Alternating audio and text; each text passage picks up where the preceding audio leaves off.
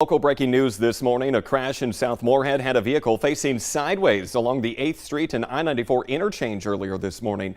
Now, this video was sent to us around 3:45, showing that car taking up 2 lanes and an officer blocking another lane. You'll also notice some serious front end damage to the car as the video scrolls by. Police tell the Valley today that no one was in or near the crash scene when they arrived. New this morning, a 9-year-old North Dakota boy is being treated for life-threatening injuries after being hit by an SUV. It happened yesterday morning on Highway 23, just west of Newtown in Mountrail County. The North Dakota Highway Patrol said the child was standing in the traffic lane when he was hit. The driver kept going but was later located. Charges against that driver are now pending.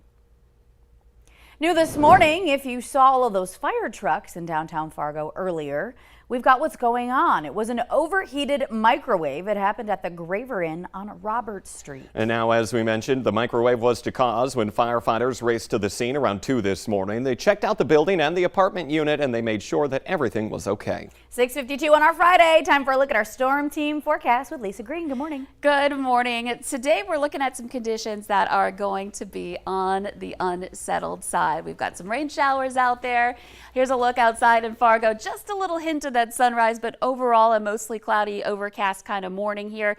And we've had a little bit of rain off and on in the metro. 55 degrees in Fargo, Moorhead's 57. Wind is strong. It's out of the southeast at 16, gusts to 30. And that's one of the things that's going to be with us throughout the day. Wind here, even as the rain showers may end for a time before they come back. So you can see in eastern parts of the viewing area, that's where we're dealing with rain with that first round up to the northern part of the metro or northern part of the valley as well. And then there's a couple of other showers pushing into the Devil's Lake Basin. But there's a large area where it's pretty quiet here. So we're going to get some big breaks, but don't let that make you think that we're done. We do have more chances coming up into the afternoon. So this morning, showers possible. So you want to send the kids out with their rain gear just in case, because we may see some again as we head into the afternoon.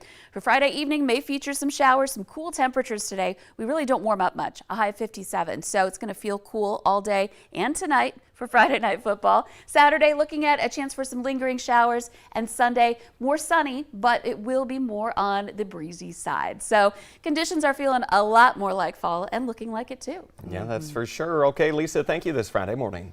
6:53 now. If you get seasick, you might not want to watch this video. These are huge waves being generated in the Atlantic Ocean by Hurricane Fiona. I would not want to be a boat out in this kind of weather. No, you would not. A sail drone was on the water and captured these images. This was shot yesterday as Fiona had grown to a Category 4 storm. In our schemes and ripoffs this morning, an old scam now getting bolder, and the bad guys are even showing up at your front door. A Minnesota couple is out $18,000 from the grandparent scam. Police say a woman called the couple claiming to be their very own granddaughter, saying she was in a crash and needed money for bail. Someone else, then pretending to be the granddaughter's lawyer, called to arrange a time to collect the money, and this is where things take a scary turn. A man showed up at that couple's house to pick the money up, and of course, the family says they never saw him or the money again. Now, police remind you, never provide personal information or money to people you don't know, and if you get a call from someone who pretends to be a family member or a friend, hang up and then call that person back on their own number to find out if it's legit. A Devil's Lake man is dead after a house fire, and investigators are still looking for the cause of it. It happened around 1 Wednesday morning. The house had significant damage, and firefighters then discovered a body inside of that home. A woman facing charges after police say she pointed a gun at someone at UND. Witnesses say the woman took the gun from her waistline Monday night near the entrance to Gamble Hall and pointed it at a staff member who was asking if she needed help. The suspect took off in a car but was later arrested. An Otter Tail County firefighter in the fight for his own life at a Fargo hospital. This after crashing his motorcycle. There's a benefit coming up to help him and his family. Vining, Minnesota is a small town of just 80 people, and 16 of those are volunteer firefighters like Devin Hoper. The 28-year-old is seriously injured, but his whole town is now rallying around him. His fire department says he means a lot to their small community. In a small fire department, you're kind of like a family. So when you take one away, it's like taking a puzzle piece out that you don't have. So he's an important puzzle piece. The benefit is being held on Saturday, October 29th at the Vining Community Center. The comfort of home is something that we all look forward to at the end of the day or to start off our day, but one Fargo woman was robbed of that after she came home to find her property destroyed.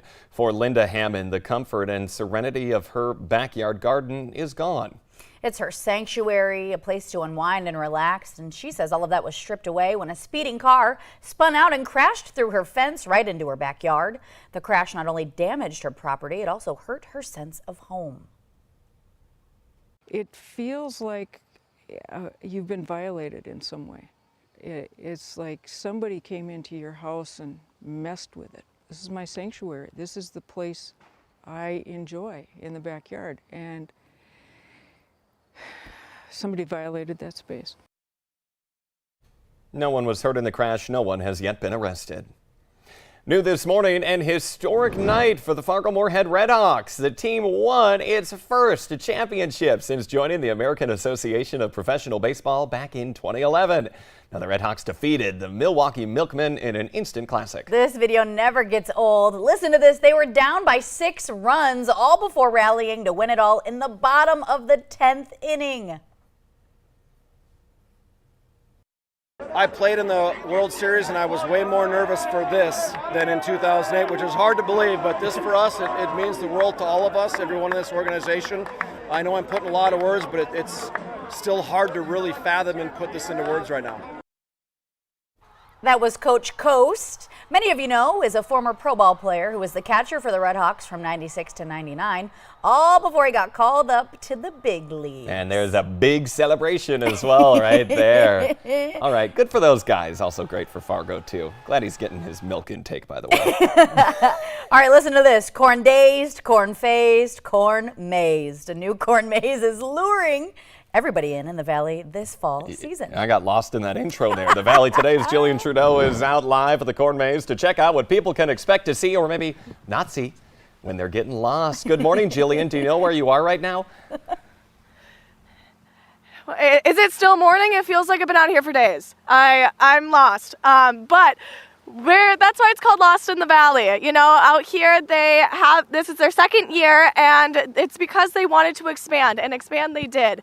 There's definitely a lot more acreage to cover here, but this is the first day that they're open, and they go until October 30th, and then the pumpkin patch opens on October 1st.